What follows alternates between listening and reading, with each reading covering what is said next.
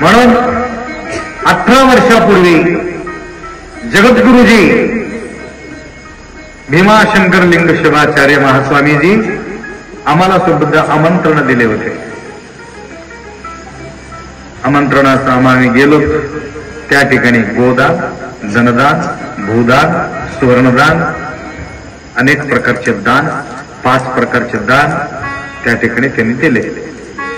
चांदी दिले, सोना दिले, पैसा दिले, गाय दिले, अजून पात्र दिले.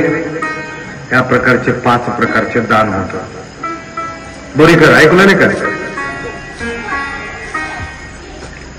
पैसा कुठं ठेवायचा? पैसे दिले कुठं ठेवायचे? खिशामध्ये ठेवायचे, नाहीतर कमंडोल मध्ये ठेवायचं. पैसा होता कमंडोल मध्ये ठेवला. अंगठी दिले कुठं ठेवायचं? बोटात ठेवायचं. सोपा हो, हे बी सुख कळलं का तुम्हाला? सोन्याचं अंगठी कुठं ठेवायचं? डोक्यावर. नथनी कुठं ठेवायचं? नथनी इथं खायला लागलं. नथनी बोटात बसते काय? नथनी नाका. झुमके,